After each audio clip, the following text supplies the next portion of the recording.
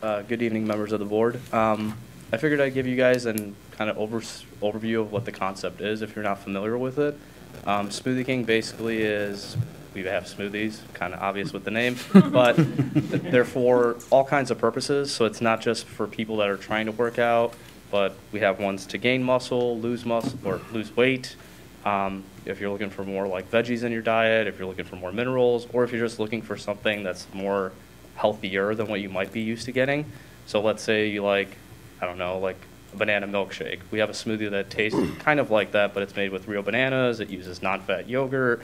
So it's kind of the same taste, but a little bit healthier. So it's to kind of mitigate some unhealthy choices that people might be making. So it gives them an alternative version of something that they're already used to having. Now, as far as some of the big things that we're known for, $5 Friday, that's what we're really known for right now. That's basically like a 32-ounce smoothie. Every Friday you can get it for $5. If it's a meal replacement, it's $1 more. Supposedly we're hearing they might get rid of that. We're not too sure, but that's like a big draw. So a lot of people do like to come on that day because it is sort of pricey. But at the end of the day, the way that we look at it is if you're already spending like $10 on another meal and then you replace it with a smoothie and it actually fills you up, keeps you satisfied, then it's really almost the same cost. It just seems pricey when you're just thinking about it as a drink. When you look at it as a meal, it's really not that costly. About myself, I grew up in Blue Island. As far as the location that we're doing this Brown's Chicken, I've literally seen it since I was 16 and able to drive. It's a very prominent corner.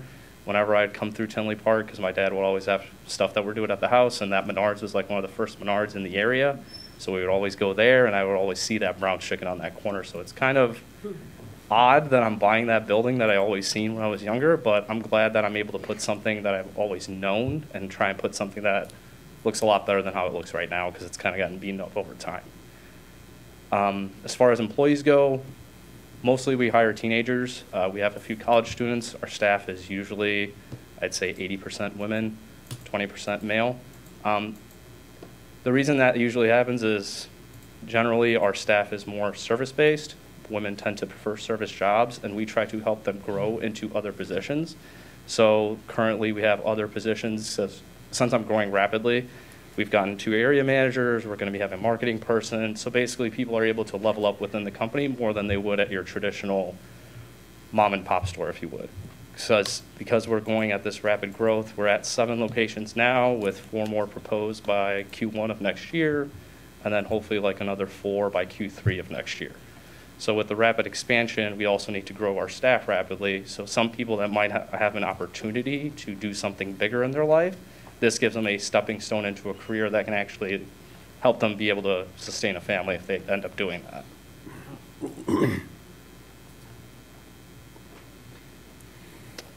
What about Thursdays? Thursdays just normal priced. Every other day is just normal priced. As far as the hours go, we are open from 7 to 9. So if it's somebody that's trying to get it, it's kind of not early for the early birds, but if you start at 9 and maybe you work out in the morning, you can get this on your way to work so you can not have to stop for breakfast or supplement it for your pancakes or your waffles, something like that. Or do it. Yeah. That's awesome. Lisa, can you change my meetings to Fridays?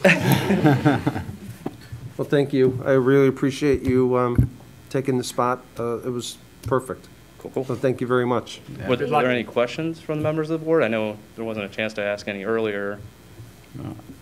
No, I forgot to mention at the cow earlier, but thank you for also cleaning up that land. I know there was a gas station that was there before, and Correct. so keeping Tinley Park clean is awesome, and thank you for stepping up and helping with that. Yeah, for those that might not know, back in the 60s, that used to be a oil station. So there was an old tank that was underneath the property that we found out when we did a GPR.